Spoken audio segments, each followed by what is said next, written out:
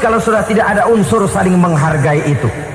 Lebih celaka lagi kalau sudah mengarah kepada penyesalan.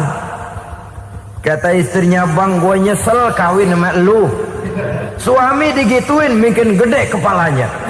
Kalau lu nyesel apalagi gua, makin nyesel. Iya, coba pikir bertahun-tahun kita berumah tangga, memangnya abang bisa beliin apa sama saya? Itu juga gerobok kalau nggak ngeridit bang. Kalau nggak ngeridit, memangnya kamu bayar kreditan pakai daun pisang? Saudara hadirin yang saya hormati, ini saya tekankan kepada ibu-ibu karena penyakit perempuan umumnya. Pernah Rasul itu pulang Isra Mi'raj cerita, saya pulang Isra Mi'raj diperlihatkan neraka. Neraka ya Rasul? Lalu bagaimana? Saya lihat kok isinya kebanyakan perempuan. Perempuan. Laki juga tidak sedikit. Cuma kebanyakan kok perempuan. Apa perempuan tidak sholat ya Rasul? Sholat. Tidak puasa? Puasa. Tidak ngaji? Rajinan dia sama suaminya. Tapi kenapa lebih banyak di sana? Rasul berkata, hunna yakfurnal ashir. Penyakit umum dari perempuan tidak pandai berterima kasih kepada suaminya. Ini rupanya penyakit umum dari tahun atu. Saudara hadirin yang saya muliakan, jadi rumah tangga yang didirikan atas dasar mencapai ridho Allah, maka kelihatan dari pasangan suami istri menjadi orang yang pandai bersyukur terhadap nikmat. Bukankah dalam surah Ibrahim ayat 7 Allah berjanji, la in syakartum la azidannakum wa la in kafartum inna azabi lasyadid. Kalau kamu pandai bersyukur, aku tambah nikmatku. Kalau kamu ingkar, tidak mau bersyukur, azabku itu hebat dan pedih. Rumah tangga yang suami istrinya tidak bersyukur disiksa oleh perasaannya sendiri. Tetangganya dapat nikmat, dia yang meriang. Tetangganya dapat kesenangan, dia yang sakit hati. Dia tidak melihat nikmat yang diberikan kepadanya. Nikmat yang orang lain punya aja yang diincar. Nikmat orang lain aja dihitung-hitung. Tangga kita, saya baru habis beli yang sebelah belilir habis beli kukusan. Cuma sekedar kukusan saja. Orang lain beli apa-apa jadi bahan diskusi di rumahnya. Orang lain saja yang diusut. Timbul dendam kesumatnya, timbul hasutnya. Dia tidak bersyukur dengan nikmat yang ada dalam rumah tangganya. Isi rumah tangga semacam itu disiksa oleh perasaan hasutnya sendiri. Jauh dari kebahagiaan, kering hatinya, miskin jiwanya, merana batinnya. Kalau sudah ke sana, jauhlah rumah tangga dari pantulan sinar kebahagiaan. Saudara-saudara, kita lihat rumah tangga Rasul. Dari rumah yang kecil, dari tempat tidur yang sarapnya kain kasar, separuh jadi selimut lagi, keluar ucapan baiti jannati. Kenapa? Beliau orang yang pandai bersyukur kepada Allah, bisa berterima kasih kepada istri-istrinya, dan istrinya pun pandai berterima kasih kepada Rasul dan bersyukur kehadirat Allah Subhanahu wa ta'ala. Maka nikmat lalu bertambah. Makin kita syukuri nikmat, makin tambah itu. La azidannakum, janji Allah, pasti aku tambah nikmatku kepadamu jikalau kamu pandai mensyukurinya. Tapi kalau kamu ingkar, tidak pandai bersyukur, awas, nikmat bisa berubah menjadi azab kalau kita tidak pandai-pandai mensyukurinya. Jadi cirinya yang pertama, rumah tangga bahagia itu apabila suami istri pandai bersyukur terhadap nikmat yang diberikan oleh Allah Subhanahu wa ta'ala. Satu. Cirinya yang kedua, rumah tangga yang berdasarkan untuk mardotillah, mencapai keredoan Allah, sabar apabila mendapat cobaan. Namanya orang berumah tangga itu persis berlayar di lautan. Suami istri adalah dua orang yang memegang kemudi. Kalau berlayar ombak tenang, angin bertiup sepoi-sepoi basah, lalu bila malam datang bulan bersinar, bintang gemintang gemerlapan, berlayar memang nikmat. Tapi satu saat angin puting beliung bertiup, gelombang menggunung, halilintar menyambar, kemudian petir berkilat. Kalau pada saat itu suami mau ngalor, istri mau ngidul, alamat perahu patah di tengah jalan, kandas di lautan sebelum sampai ke pantai yang akan ditujunya. Oleh karenanya perlu kekompakan. Maka sejak awal seharusnya dalam akan membina rumah tangga yang bahagia, itu lebih baik bicara yang pahit-pahit saja, supaya terjadi kesamaan langkah apabila menghadapi kesulitan dan cobaan, sabar apabila mendapat cobaan.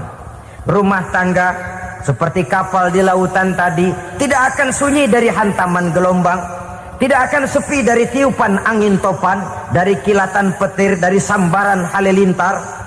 Baik suami, baik istri harus sabar menghadapi kesulitan. Kadang kesulitan dari segi ekonomi, kadang kesulitan dari segi mengarahkan dan mendidik anak-anak, kadang kesulitan karena banyak orang yang hasut dengan kita, kadang kesulitan berbagai macam lah yang menyebabkan kesulitan. Rumah tangga yang bertujuan mencapai ridho Allah sabar menghadapi segala macam kesulitan. Saudara-saudara kaum muslimin rahimakumullah, kesulitan adalah bagian daripada perjalanan hidup. Siapa orangnya yang tidak pernah menemukan kesulitan dalam kehidupan? Rasanya hampir tidak ada. Dan memang kesulitan bukan untuk ditakuti. Kesulitan justru untuk diatasi, dicarikan jalan keluarnya. Begitulah suami istri yang bertujuan mencari ridho Allah. Manakala suami berada dalam kesulitan, istri mencarikan jalan keluar atau berusaha memberikan jalan keluar. Sebaliknya, manakala istri dalam kesulitan, suami bisa mencarikan jalan keluarnya. Sabar dalam menghadapi segala macam kesulitan. Dalam surah Luqman ayat 17, Allah Subhanahu wa taala berfirman, "Wasbir 'ala ma asabak, inna dzalika min azmil umur." Dan bersabarlah terhadap apapun yang menimpa kamu.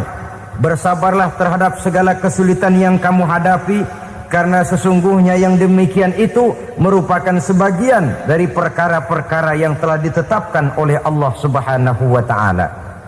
Saudara-saudara kaum muslimin yang berbahagia, kunci sabar sesungguhnya terletak pada keyakinan bahwa segala sesuatu berasal dari Allah dan segalanya akan kembali kepada Allah Subhanahu wa taala. Rumah tangga yang sabar di dalam menghadapi kesulitan-kesulitan biasanya akan lebih mudah mencari jalan keluar. Tapi kalau sedikit kesulitan datang, kita tertimpa oleh kepanikan, oleh kegelisahan, dan oleh ketakutan yang tidak beralasan, maka kesulitan itu bukan saja tidak dapat diatasi, malah rasanya akan menjadi semakin besar di dalam kehidupan kita. Tidak ada rumah tangga yang tidak pernah berhadapan dengan kesulitan, bagaimanapun besarnya rumah tangga itu. Itulah sebabnya kita memerlukan orang lain. Hidup berumah tangga itu seperti orang punya mata. Kalau mata kita kelilipan, kalau mata orang lain kelilipan, gampang kita tiup. Tapi kalau mata kita sendiri yang kena kelilipan, tentu kita memerlukan orang lain untuk meniupnya. Oleh karenanya, suami istri harus saling mencarikan jalan keluarnya. Walaupun kerjanya berbeda, suaminya pergi mencari nafkah, istrinya berdoa di rumah. Kalau perlu melakukan sholat duha, mendoakan agar usaha suaminya dimudahkan, dan begitu selanjutnya. Sehingga dengan adanya kebersamaan, walaupun tidak selalu bersama-sama, maka masing-masing melaksanakan tugas dengan tenang dan merasa yang satu berbuat untuk kepentingan yang lain. Inilah cirinya yang kedua, sabar bila mendapat dan berhadapan dengan segala macam kesulitan. Kadang orang mendapat kesulitan itu berkeluh kesah. Bukan berkeluh kesah, tapi mencari jalan keluar dan mengambil hikmah yang ada di dalamnya apa. Karena bukan kemudahan, kesulitan yang membuat orang dewasa. Bukan kemudahan, tapi kesulitan yang membuat orang berpikir, dinamis, kreatif. Kalau seluruh jalan yang kita tempuh mudah saja, gampang saja, bertujuan mencapai mardotillah, mereka sabar dalam menghadapi kesulitan.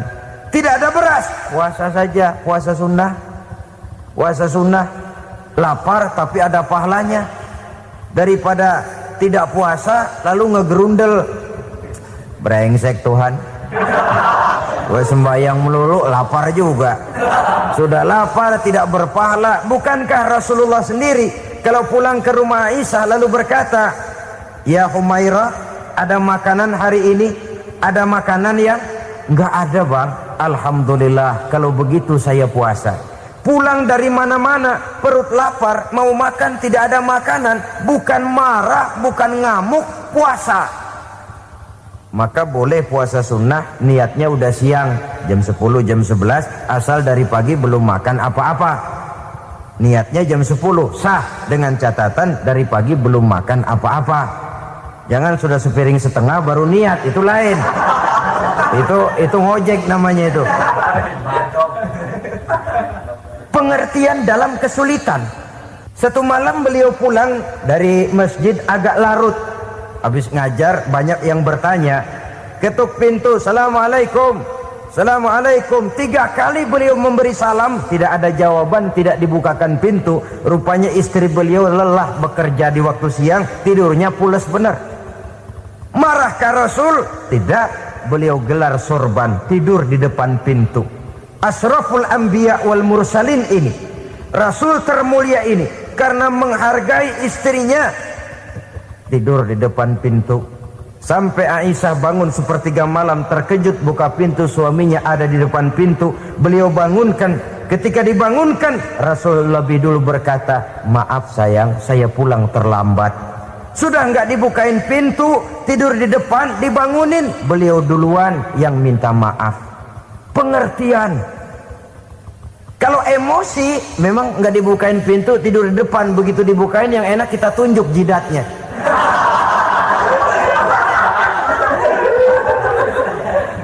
Saudara hadirin yang saya muliakan, kesulitan di dalam kehidupan merupakan bagian daripada kehidupan. Bukan untuk ditakuti, tapi untuk diatasi. Bukan untuk dihindarkan, tapi dicarikan jalan keluarnya. Hadapilah kesulitan dengan baik sangka kepada Allah, dengan lapang dada, dan dengan tetap bersabar menghadapinya. Kenapa? Karena tujuan kita mendirikan rumah tangga, mencapai ridho Allah.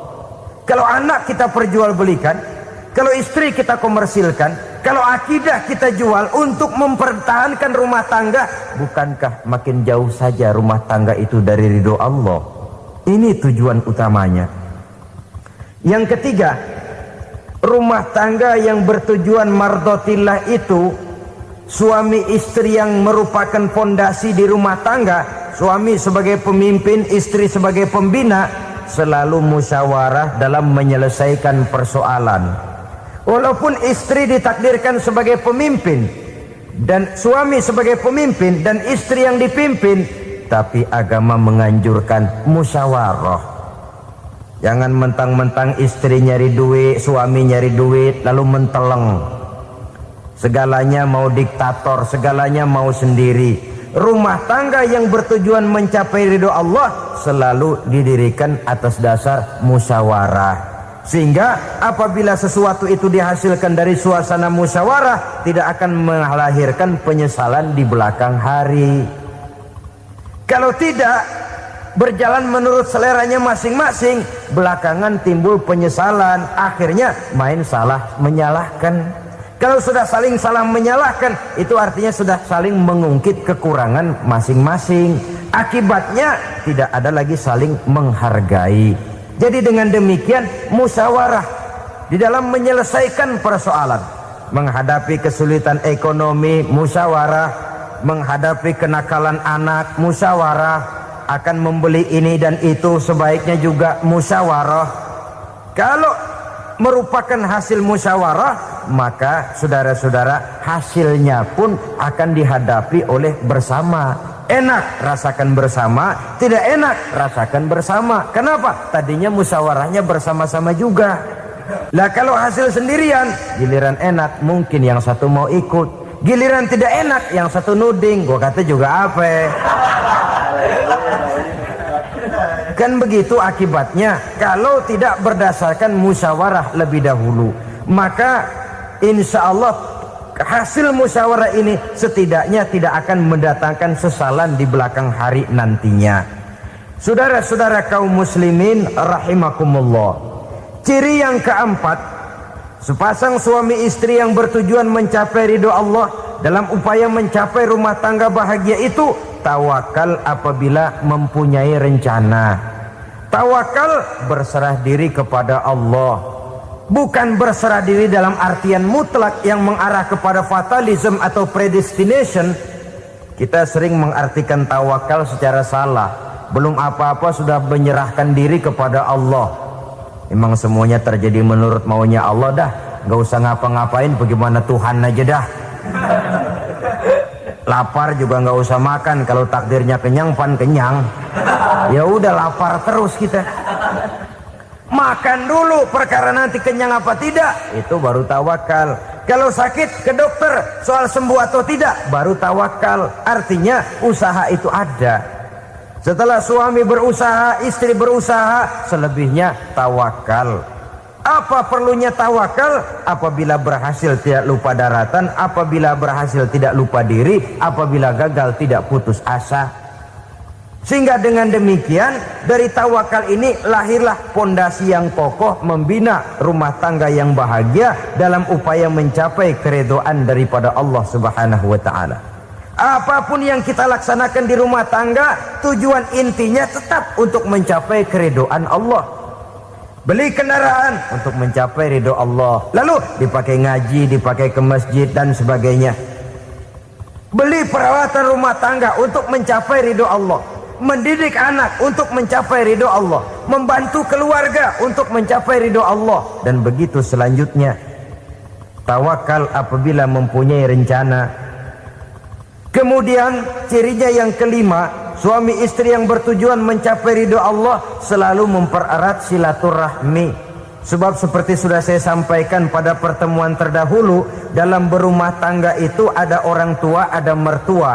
Itu cuma perbedaan istilah, tapi hakikatnya adalah sama.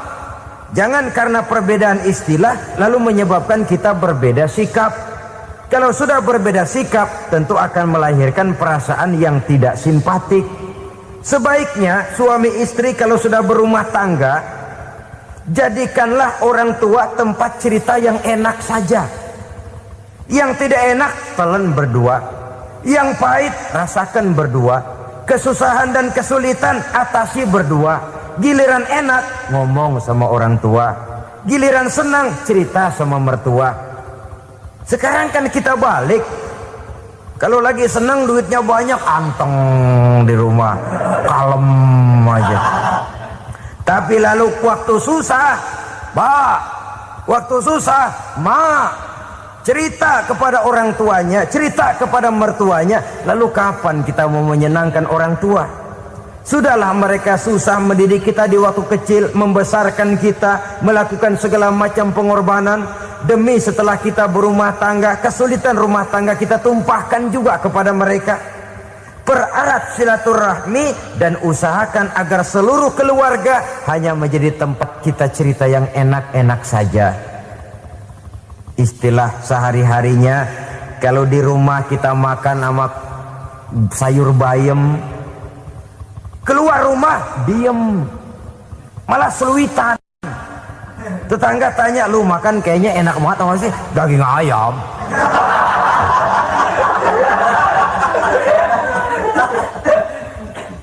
Lalu tetangga kan akan berbisik, itu makannya tuh orang enak bener ya, rumah tangganya tiap hari makan sama daging ayam.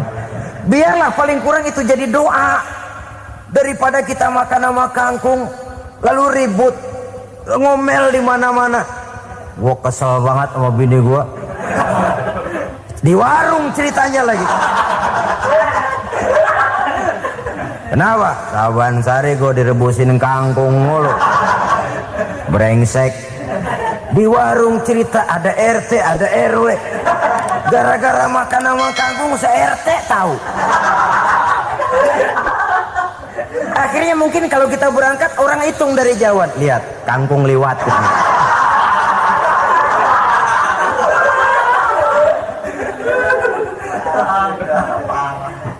Bisa menjaga yang disebut security informasi, rahasia rumah tangga. Bahkan pernah saya berikan contoh karena ingin menghargai. Suami beliin kain batik buat istrinya. Istri tahu begitu sepintas, nih kain jelek nih. Tapi karena mau menyenangkan suaminya, dia bohong. Bagaimana bu, kain yang bapak beliin? Aduh bagus bener pak. Bagus sekali itu kain. Warnanya pak emang yang model begitu tuh. Tetangga kita mana ada yang pakai kain begitu pak. Ya emang nggak ada, jelek. Menghargai. Sebab kalau waktu itu si istri jujur, yang timbul sakit hati suami. Bagaimana bu kain yang saya beliin? Goblok lo. Kain begitu dibeliin di pasar juga banyak 1.400. Campur odol lagi. Sudahlah, suami punya niat baik, sampai rumah digoblok-goblokin, tidak ada lagi rasa saling menghargainya. Sebagai bangsa, kita tengah menghadapi berbagai bencana, baik di bidang ekonomi maupun di bidang politik. Adalah potret kehidupan sehari-hari. Kita menyaksikan peristiwa-peristiwa yang memilukan dan memalukan. PHK terjadi di mana-mana. Pengangguran meningkat, harga-harga membumbung tinggi, daya beli rakyat semakin lemah. Sementara di bidang politik, kejadian-kejadian memberikan indikasi bahwa persatuan dan kesatuan kita sebagai bangsa dewasa ini tengah berada dalam ujian yang berat. Pada jumpa kita kali ini, tanpa bermaksud untuk mencari kambing hitam dari bencana yang kita hadapi, saya ingin menyampaikan sebuah hadis yang diriwayatkan oleh Imam At-Tabarani dari Ibnu Abbas, bahwa Rasulullah sallallahu alaihi wasallam bersabda, khamsun bi khamsin. Ada 5 perkara yang dapat menimbulkan 5 macam bencana. Mari kita renungi hadis ini satu demi satu sebagai bahan introspeksi buat kita semua dalam menghadapi bencana yang tengah berlaku sekarang ini. Yang pertama, manaqasa qaumul ahda illa sullita alaihim aduwwuhum. Apabila suatu kaum sudah mengingkari janjinya, maka mereka pun akan dikuasai oleh musuh-musuh mereka. Sederhana saja nampak kalimat dalam hadis ini. Apabila orang sudah mengingkari janji, mereka akan dikuasai oleh musuh-musuh mereka sendiri. Dan musuh kita yang paling utama saat ini adalah kemiskinan dan kebodohan. Kenapa itu terjadi? Karena kita mengingkari janji kita sendiri. Di saat awal-awal berdirinya Orde Baru, kita pernah berjanji untuk melaksanakan Pancasila dan Undang-Undang Dasar 45 secara murni dan konsekuen. Kita berjanji bahwa kita akan menegakkan pemerintah yang bersih dan berwibawa. Itu semua pada permulaannya. Waktu demi waktu berjalan, kita lupa dengan janji yang kita ucapkan itu. Ketuhanan yang Maha Esa kita ucapkan, tapi kesetanan yang luar biasa yang kita lakukan. Kemanusiaan yang adil dan beradab yang kita dengungkan, tetapi kemanusiaan zalim dan biadab yang kita praktekkan. Sederhana saja, saudara. hampir setiap pejabat pada posisi-posisi kunci. Di awal-awal ia memangku jabatan itu, biasanya ia mengucapkan sumpah dengan lafaz demi Allah, bahwa dalam melaksanakan jabatan ini saya tidak akan menerima hadiah atau pemberian dalam bentuk apapun. Itu pada permulaannya. Lama-lama rupanya hadiah itu asik juga. Mulai diterima. Lama-lama dirasa kurang, mulai menagih. Dan akhirnya terjadilah praktek yang disebut suap menyuap, semir menyemir, dan lain sebagainya. Kalau ini sudah menjadi kenyataan, bagaimana kita mau menegakkan pemerintah yang bersih dan berwibawa?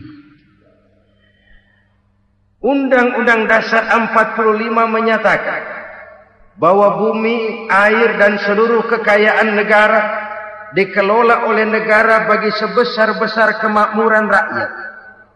Yang terjadi adalah bahwa kita merasa mewakili rakyat untuk menikmati harta dan kekayaan negara, sehingga rakyat banyak tidak bisa ikut menikmatinya.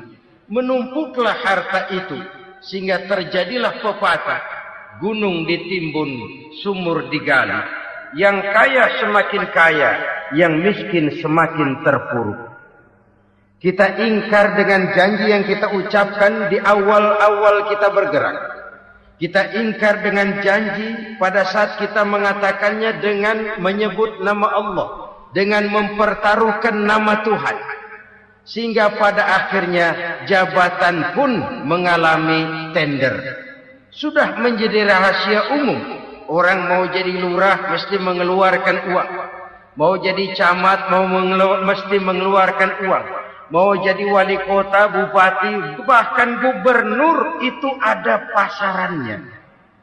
Secara logika, kalau orang memperoleh satu jabatan karena banyak mengeluarkan uang, tentu pada saat ia mengeluarkan uang, ia sudah punya pemikiran, modal pasti pulang. Modal pasti kembali. Kalau orang memperoleh suatu jabatan karena banyak mengeluarkan uang, maka langkah pertama yang dia lakukan setelah memangku jabatan itu ialah bagaimana uang bisa kembali, bagaimana modal bisa pulang. Kalau modal sudah pulang, pikiran berikutnya bagaimana supaya dapat untung. Lalu kapan mau bekerja untuk kepentingan rakyat? Itu nomor 18. Kemudian kalau ada proyek-proyek besar, pertanyaannya ialah bukan apakah proyek ini bermanfaat bagi rakyat, apakah proyek ini layak untuk diteruskan, tetapi yang jadi pertanyaan paling utama ialah bagian saya berapa duit dari proyek ini. Kita bisa lihat proyek, mega proyek lahan 1 juta hektar di Kalimantan Tengah, triliunan rupiah, dan proyek itu gagal. SD Impres bulan ini diresmikan, bulan depan retak.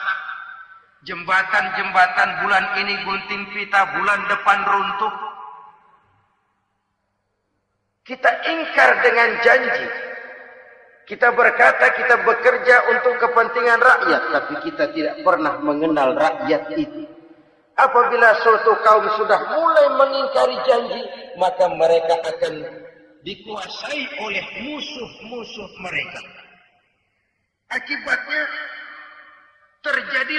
tersusunlah barisan-barisan sakit hati, yang makin lama makin menjadi bola salju, menggelinding membesar, dan kemudian terjadilah hal-hal yang tidak kita inginkan lagi.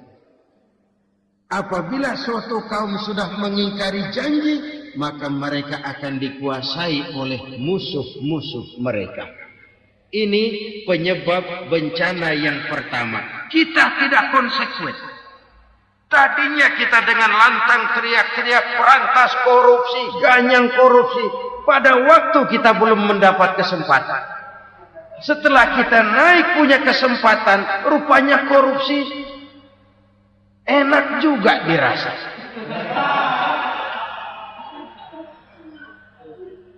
Terjadi pergeseran nilai, orang luntur, kehilangan idealisme awal.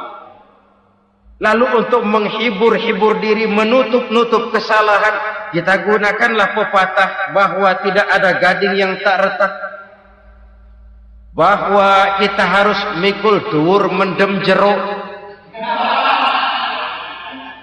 Itu semua cuma sebagai dalih agar kesalahan kita tidak dibicarakan orang lain. Padahal kita sendiri yang mengingkari janji. Kita yang keluar dari komitmen awal kita. Kita berjanji melaksanakan Pancasila dan Undang-Undang Dasar 45 dengan murni dan konsekuen. Kita berjanji untuk menegakkan pemerintah yang bersih dan berwibawa. Namun dalam kenyataannya, itu tidak kita laksanakan dengan sebagaimana mestinya. Kita bergeser, kita mengalami proses degradasi, peluncuran nilai, dan akhirnya terbentuklah barisan-barisan sakit hati yang semakin lama semakin membesar itu. Kita harus introspeksi. Memang kalau zaman sedang susah, biasanya kambing hitam laris, tukang kompor gentayangan. Itu dari dulu selalu mencari kambing hitam. Karena itu kita tidak bicara orang, kita tidak bicara siapa yang salah, kita bicara sistem. Dan sistem itu bisa mengena siapa saja. Kalau orang sudah mulai mengingkari janji, bergeser dari komitmen awal, itu sudah mulai mengalami proses peluncuran, proses degradasi. Ini penyebab yang pertama. Kita tidak lagi konsisten bahwa bumi, air, sumber daya alam adalah milik negara, dikuasai oleh negara, digunakan bagi sebesar-besar kemakmuran rakyat. Ternyata rakyat yang makmur itu tidak merupakan gambaran yang menyeluruh dari rakyat kita. Undang-undang dasar kita menganut ekonomi kekeluargaan, tapi yang kita praktekkan adalah ekonomi keluarga. Kalau bukan keluarga nggak dapat proyek. Kalau bukan keluarga nggak dapat macam-macam. Kekeluargaan kita rubah menjadi keluarga. Timbullah penyakit nepotisme. Kita bergeser, kita ingkari janji. Dan kita anggap kita atasnamakan rakyat. Rakyat cuma sekedar jadi address, rakyat cuma sekedar jadi alamat, tetapi kehidupan mereka tidak banyak berubah dan tidak banyak terangkat. Kaum muslimin rahimakumullah. Ini penyakit yang pertama. Penyebab bencana yang pertama. Yang kedua kata Nabi, wa ma hakamu bighairi ma anzalallah. Apabila hukum yang diterapkan sudah tidak lagi bersumber dari hukum Allah, illa fasyafihimul faqr, maka akan bertebaranlah kemiskinan di mana-mana. Ini artinya apa? Apabila hukum tinggal sebuah stempel, apabila hukum sudah diatur menurut kepentingan, apabila hukum sudah tidak lagi ditegakkan secara adil, maka kemiskinan merambah di mana-mana. Hukum diatur menurut selera orang yang sedang berkuasa, maka yang benar bisa jadi salah, yang salah bisa jadi benar. Hukum dalam kenyataan hidup berlaku seperti pisau. Pisau itu kan saudara lihat, yang namanya pisau dimanapun itu tajamnya ke bawah, ke atas tumpul. Kalau hukum itu kalau untuk rakyat, hukum itu tajam bukan main, cepat sekali dilaksanakan. Tapi giliran menengah ke atas yang gedean dikit berbuat salah, hukum tumpul. Hukum pura-pura tidak dengar. Akibatnya terluka rasa keadilan rakyat. Satu kasus rakyat diam, dua kasus rakyat diam, tiga kasus rakyat diam. Kasus terakumulasi di hati rakyat. Luka rasa keadilan dan itu menjadi sumber bencana. Penjarahan, kita tidak setuju itu. Tapi kita harus melihat kausalnya. Itu kan tidak berdiri sendiri. Itu kan karena terlukanya rasa keadilan rakyat. Melihat kesempatan ini tidak merata. Kalau rakyat ini yang ngajukan kredit ke bank, walaupun jumlahnya cuma jutaan, ratusan ribu, susahnya 17 setan. Tapi ada orang-orang tertentu yang agunannya palsu, jaminannya palsu. Bawa kata belece, bukan cuma miliaran, triliunan kredit bisa keluar. Terluka rasa keadilan. Hilangnya kesempatan. Rakyat cuma dapat kesempitan, jarang dapat kesempatan. Dari lukanya rasa keadilan ini. Memang ya entah lipstik, entah basa-basi. Dibentuklah tim ini, dibentuklah badan pengawas ini, dibentuklah tim ini. Kalau membentur tahu, hancur tahu.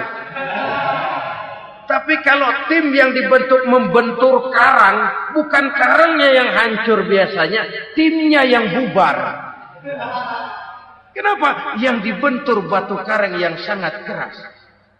Kita main-main dengan hukum. Kita tidak konsekuen dengan hukum. Luka rasa keadilan. Dan itu terakumulasi. Edi Tamsil, rakyat tahu, terakumulasi. Menguap begitu saja. Kasus-kasus lain, rakyat tahu. Menguap begitu saja. Ketidakadilan. Terakumulasi. Mengendap di hati rakyat. Menunggu ledakan. Pada saat sungguh meledak, rakyat tidak bisa dibendung lagi. Oke, kita tidak setuju dengan penjarahan. Tapi jangan melihat itu sebagai peristiwa yang berdiri sendiri. Kenapa itu terjadi? Kausalnya kenapa? Oke, kita tidak setuju memang. Tapi yang dijarah oleh rakyat kan memang cuma untuk perut. Yang dijarahkan beras. Yang dijarahkan televisi. Yang dijarahkan kulkas yang masih bisa dihitung. Yang memang real untuk kebutuhan rakyat. Penjara berdasi kepala botak. Yang menguras uang rakyat habis-habisan. Enak saja melenggang dalam kehidupan ini. Makin terluka rasa keadilan rakyat. Apabila hukum yang diterapkan sudah menyimpang dari keadilan yang diajarkan Allah, fasyafihimul fakru, bertebaranlah kemiskinan. Aneh, memalukan, memilukan. Sebuah negara agraris yang katanya pulaunya hijau royo-royo, gemari pala jenawi toto tentom kertora anjo. Yang tahun 93 pernah mendapat penghargaan dari FAO, Badan Pangan Sedunia, sebagai negara yang berhasil dalam swasembada pangan. Sekarang ini kita terpaksa betul beli beras dari Vietnam, beli beras ke Kamboja, beli kedelai dari Kamboja. Kenapa? Lahan sawah kita habis ditanami pabrik. Teknologi kita, teknologi loncatan yang non-applied, tidak terpakai oleh kita. Lantas lahan yang tidak bisa kita tanami, kita paksakan. Lahan-lahan gambut menjadi tanah pertanian yang subur dengan biaya triliunan dan kita gagal. Kita cari jarum dan kapak hilang. Kita mau jadi negara industri dengan loncatan teknologi yang maju, kita lupakan pola pijak kita sebagai negara agraris. Dan akhirnya kita kecolongan. Lihatlah dewasa ini. Rakyat kita antri sembako di mana-mana. Di sebuah negara agraris. Ketidakadilan melahirkan kemiskinan. Kemiskinan moral dan kemiskinan material. Kemiskinan moral, rakyat nggak percaya lagi sama pejabat. Rakyat mengalami krisis figur.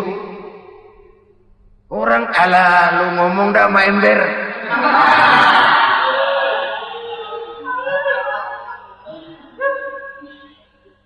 Penataran yang menghabiskan biaya miliaran itu melahirkan pejabat-pejabat korup.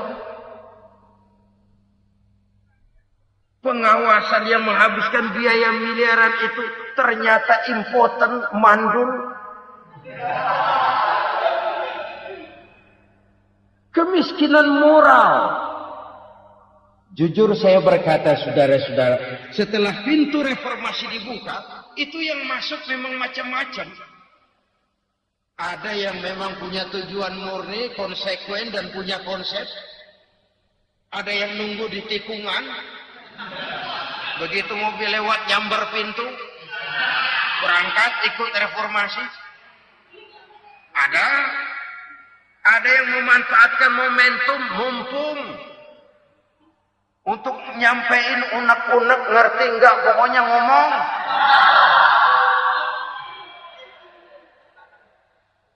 Sehingga keadaan semakin rancu, kebingungan semakin menjadi-jadi, masalah yang paling urgen tidak terselesaikan. Sekarang ini orang berpikir mendingan jadi pala ular daripada jadi buntut macan. Buntut macan memang hebat macan, tapi kalau buntutnya cuma ugel-ugel di belakang buat apa? Mendingan jadi pala ular kecil juga nyaplok. Artinya, ya biar kecil juga kalau punya partai kan gagah. Lalu rame-rame bikin partai kayak bikin arisan.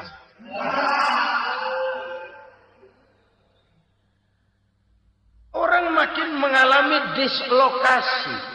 Semua mau jadi pahlawan. Semua mau nomor satu. Semua ngomong. Iya kalau bidangnya. Kalau bukan makin rancu. Marilah lewat kesempatan ini saya mengajak kita untuk tahu diri. Biarkan politisi ngomong politik. Biarkan ekonom menata ekonomi. Biarkan praktisi bicara soal hukum. Biarkan rakyat munajat, istighfar, mohon pertolongan Allah. Tahu diri kita. Kalau memang ayam, kukuruyuk aja dah. Kalau memang kucing, ayo ngeong. Kalau kambing, silahkan ngembe.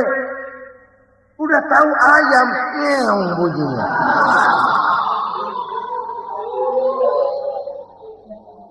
Suaranya panas, orang nggak ngerti, bingung makin menjadi-jadi. Ibarat kesebelasan sepak bola bangsa kita sekarang ini, rame-rame mau bikin gol, kiper ikut nyerang sekarang. Memilukan dan bahkan memalukan. Wa ma hakamu bighairi ma anzalallah illa fasafihimul faqr. Kalau hukum yang diterapkan sudah menyimpang dari keadilan yang diajarkan Allah, bertebaranlah kemiskinan di mana-mana. Coba sekarang ini, yang punya duit bingung, apalagi yang kagak punya duit. Yang pengusaha gede ngeluh, apalagi yang pengusaha pas-pasan. Yang kagak punya beras, yang punya beras saja masih bingung, apalagi yang nggak punya beras. Ini sudah demikian merata. Dulu kita kagum mendengar konglomerat kelas buadah. Kelas-kelas yang seakan-akan cuma ada dalam khayalan mereka. Punya kekayaan miliaran dolar, triliunan. Sudahlah seolah-olah nggak terjangkau sama kita. Wih, ternyata yang gede-gede itu juga gede utangnya.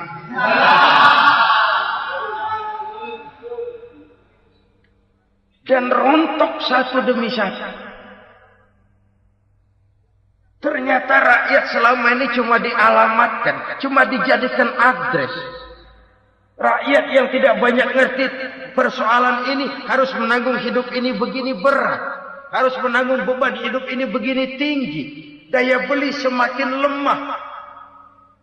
Semakin terpuruk dan terpuruk. Sedang keadaan belum juga banyak berubah. Yang hutang sama luar negeri itu kan bukan rakyat kecil. Ciano.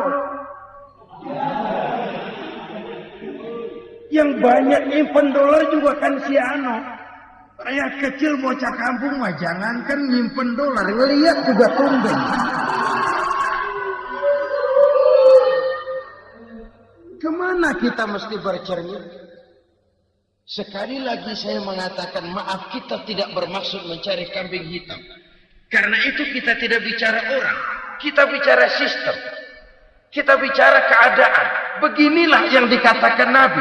Penyebab timbulnya bencana. Hukum yang ditegakkan tidak lagi berorientasi kepada keadilan, tapi berorientasi kepada kepentingan. Akhirnya bentuk hukum seperti pisau. Tajam ke bawah, tumpul ke atas. Hukum cuma buat rakyat kecil, tetapi kelompok menengah ke atas kadang-kadang kebal dari perlakuan hukum. Maka bertebaranlah kemiskinan. Iya, kemiskinan moral berupa lukanya rasa keadilan. Kalau rasa keadilan terluka, orang kan nunggu kesempatan, saudara. Iya, dia nggak bisa ngomong. Iya, dia nggak sanggup action. Iya, dia nggak bisa tunjuk rasa. Tapi hatinya kan, kapan ada kesempatan? Kapan ada waktu? Tunggu. Hatinya mesti begitu. Sehingga begitu ada kesempatan, terjadilah hal-hal yang tidak terhindarkan. Dan itu ekses, bukan reformasi. Jangan seperti sebuah dialog saya dengan seorang abang beca. Saya bertanya, bang, ya, abang tahu nggak reformasi? Tahu, Ustaz. Apa? Pembakaran.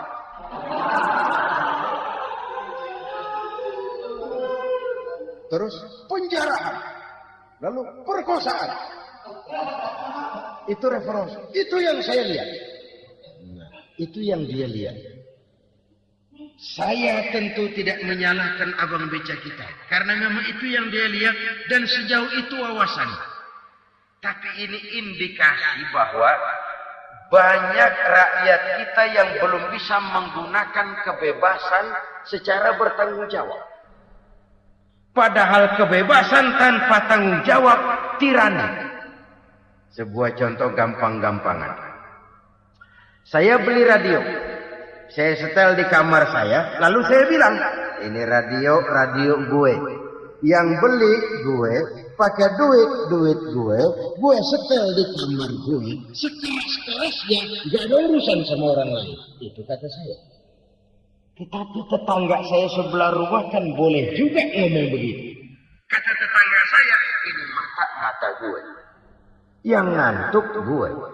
Gue tidur di kamar gue. Kenapa suara radio lu nyampe kemari? Artinya apa ini? Kebebasan saya nyetel radio dibatasi oleh kebebasan tetangga saya yang mau tidur. Tidak ada kebebasan mutlak. Kebebasan mutlak tanpa tanggung jawab kembali akan melahirkan tirani, kembali akan melahirkan pemaksaan kehendak.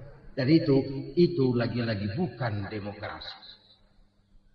Saudara-saudara kaum muslimin rahimakumullah. Ini penyakit yang kedua. Lukanya rasa keadilan. Terutama di kalangan rakyat kecil. Itu mengendap menjadi akumulasi. Dan menunggu giliran kapan bisa dimuntahkan. Dengan kata lain rakyat itu banyak banget makan yang perutnya jadi enak. Nyelam. Kapan nunggu muntahnya?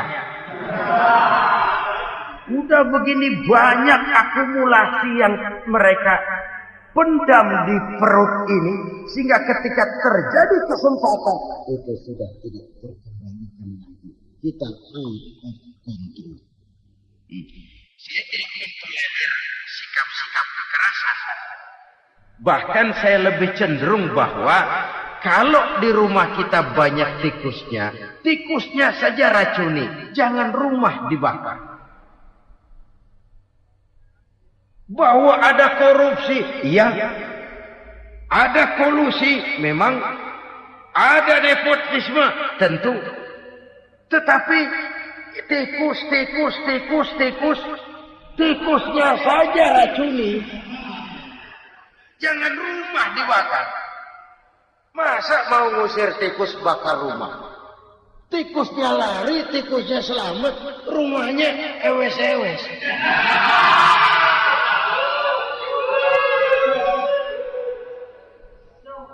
Tikus selamat, rumah nggak punya, masalah nggak terselesaikan dengan sebagaimana yang kita harap. Kita sepakat ini negara hukum. Dan di hadapan hukum semua manusia itu sama. Itu prinsip yang diajarkan Allah. Al-musawat bainan nas fi takalifil ahkam. Semua manusia sama dalam berhadapan dengan hukum Allah Subhanahu wa ta'ala. Kalau hukum sudah pandang bulu, itu jelas yang enak yang banyak bulunya. Siapa yang banyak bulunya? Monyet. Kalau hukum pandang bulu, monyet keenakan. Saudara-saudara kaum muslimin rahimakumullah, introspeksi. Mari kita bercermin bagaimana perjalanan hukum selama ini. Kalau introspeksi ini kita temukan, lalu ada upaya untuk memperbaiki diri. Jangan menggunakan tak ada gading yang tak retak, mikul duwur mendem jero untuk menutupi kesalahan orang. Padahal kesalahan itu sedemikian besar. Padahal rakyat kita tiap hari antri sembako. Ada yang sehari sekali makan. Ada yang makan sudah bercampur tiwul. Ada yang nasi sudah dicampur pisang. Balik jadi orok lagi. Macam-macam upaya rakyat untuk menangsal perut ini.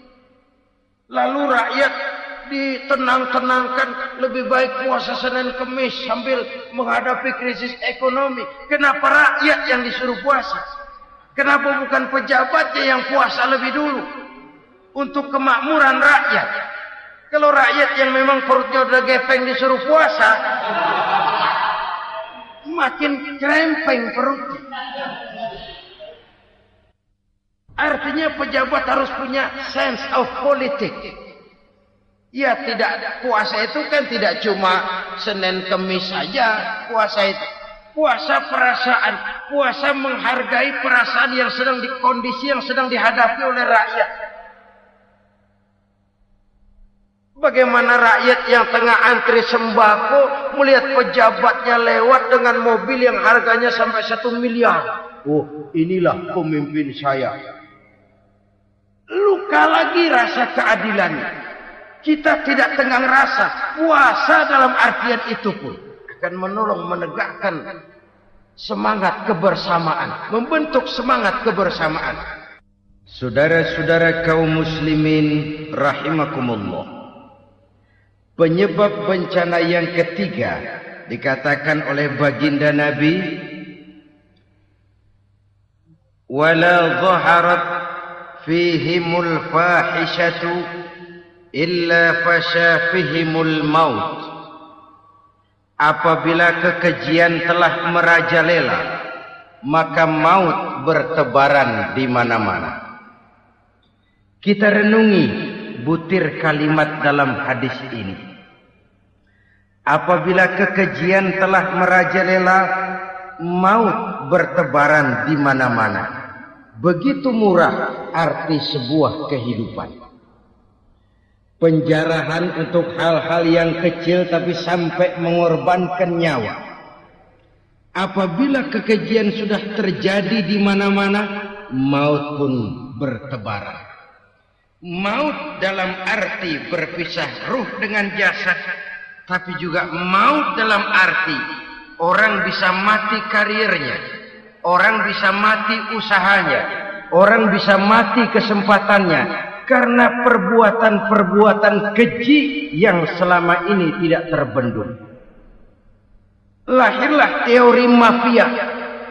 Siapa yang kuat dia yang berkuasa, siapa yang lemah dia menjadi mangsa. Proyek-proyek besar yang menang tender itu ya dari itu ke itu saja. Yang pengusaha-pengusaha tidak punya koneksi, tidak bisa bayar komisi, dapat proyek tetelan. Ada dagingnya, dikit namanya juga tetelan. Dagingnya sudah habis disantap oleh meja. Sekian puluh meja dilalui, sekian puluh amplop dikeluarkan. Sehingga yang akhirnya ya tinggal tetelan itu tadi. Maka kualitas pekerjaan pun sudah bukan lagi jadi masalah. Demikianlah mafia-mafia ini bermunculan di mana-mana. Di pengadilan terkenalah mafia pengadilan. Hukum bisa dibeli, hukum bisa dipesan menurut kebutuhan sponsor.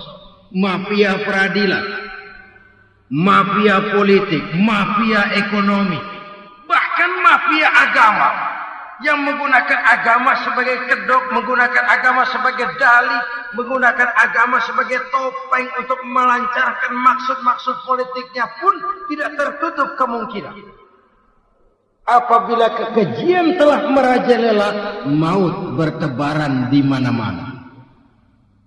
Korupsi, kolusi, nepotisme itu bagian dari kekejian.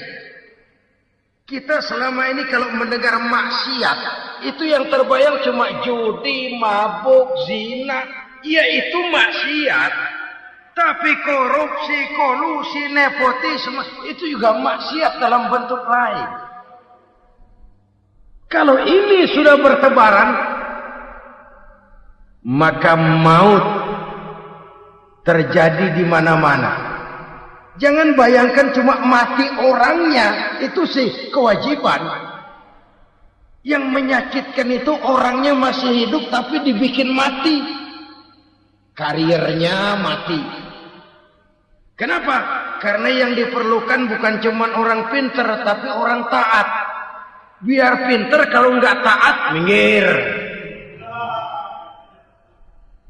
Biar bodoh, kalau taat bisa nyenangin atasan, bisa nyemur. Kumaha juragan wae ayo nama.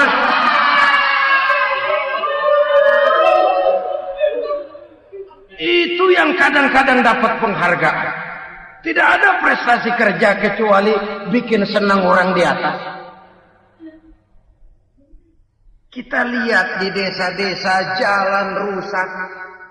Kalau ada berita pejabat anak mau turun, jalan rata sekali. Sampai tanah dari mana aja dikeruk buat ngeratain tuh jalan. Pejabat pulang legok lagi jalanan. Katanya kita kerja buat rakyat, nyatanya kita cuma melayani atas. Kenapa? Terjadi lingkaran setan. Seperti kata lagu Dul Sumbang itu. Mahasiswa takut sama dosen, dosen takut sama dekan, dekan takut sama rektor, rektor takut sama menteri, menteri takut sama presiden, presiden takut sama mahasiswa. Memutar balik lingkaran setan. Lingkaran setan. Saudara-saudara kaum muslimin rahimakumullah. Kekejian yang merajalela, praktek-praktek mafia yang tertuang dalam kehidupan sehari-hari menyebabkan orang mati karirnya, jasad masih hidup, karir mati, itu menyakitkan. Mati bisnisnya. Rakyat kecil pernah senang ketika cengkeh booming, harganya bagus, rakyat banyak yang pergi haji. Lalu mau ditata, lahir tata niaga cengkeh, malah amburadul. Harga cengkeh jatuh, petani cengkeh kecil menjerit. Siapa yang untung? Segelintir orang. Masihkah kita pakai atas nama rakyat untuk kepentingan nasional? Padahal yang nyanyi cuma segelintir orang. Masihkah kita mau bohongi rakyat ini dengan mobil nasional tapi bikinan Korea? Masihkah kita mau bermain verbalisme, bermain kata? Ini sebuah masa lalu yang tidak perlu terulang lagi untuk masa-masa yang akan datang. Kekejian merajalela, orang mati karier. Bisa mati usaha, mati bisnis. Usahanya maju, dirangkul, hancur. Usahanya maju, dipukul, hancur. Tenggelam. Bahkan yang memilukan dan memalukan badan-badan usaha milik negara itu dikebiri sedemikian rupa sehingga tidak menghasilkan hal-hal yang bermanfaat buat negara. Saudara-saudara kaum muslimin rahimakumullah, kalau nafsu yang sudah mengatur itu semua, maka kekejian pun merajalela. Orang sudah pakai teori mafia, yang kuat dia yang menang, yang kuat dia yang berkuasa, yang lemah silakan minggir di sudut-sudut kehidupan. Kalau kekejian seperti ini merajalela, maut bertebaran di mana-mana. Banyak orang mati karirnya, banyak orang mati usahanya, banyak orang mati imajinasinya. Sekarang ini dalam dunia seni, yang banyak karyawan seni, bukan seniman. Seniman itu kan dilahirkan. Lain seniman, lain karyawan seni. Sekarang yang banyak karyawan seni, bukan seniman. Mati karier, mati imajinasi, mati improvisasi. Sehingga kehidupan persis sinetron. Sinetron itu yang kita lihat rumah mewah, yang kita lihat rumah bagus. Gak pernah kita lihat di sinetron kita ini rakyat antri sembako. Kita dijejali hal-hal yang indah, yang wah, yang membuat kita tenggelam dalam gaya hidup instan. Tenggelam dalam gaya hidup wah. Kita lupa dengan realitas keseharian di tengah-tengah masyarakat kita. Lahirlah kelompok-kelompok selebritis. Dibesarkan oleh berbagai media. Selebritis. Pilek aja masuk koran. Pilek.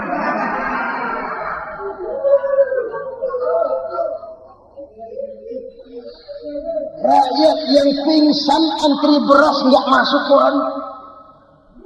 Rakyat yang semaput antri minyak nggak masuk koran.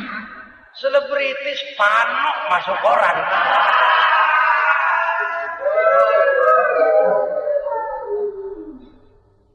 Kita besarkan hal-hal kecil, kita kecilkan hal-hal besar. Kenapa? Kita mengejar oplah. Kita profit oriented, tidak lagi berorientasi kepada realitas hidup yang kita hadapi ini. Kalau kekejian sudah merajalela kata Nabi, maka maut bertebaran di mana-mana. Maut dalam artian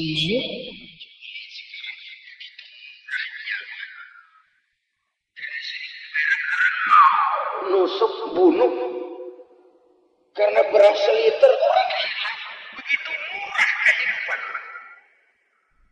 Tapi kekejian dalam bentuk korupsi, kolusi, nepotisme, kekejian dalam bentuk itu mematikan karier, mematikan bisnis, mematikan imajinasi, mematikan kreativitas. Itu juga maut dalam bentuk lain akibat kekejaman lain. Ini penyebab yang ketiga. Yang keempat, penyebab bencana menurut baginda Rasul wala tukhfiful mikyala illa muni'un nabat. Apabila timbangan sudah dicurangi, maka tercegahlah tumbuh-tumbuhan. Apabila timbangan sudah mulai curang, maka terjadilah musim paceklik.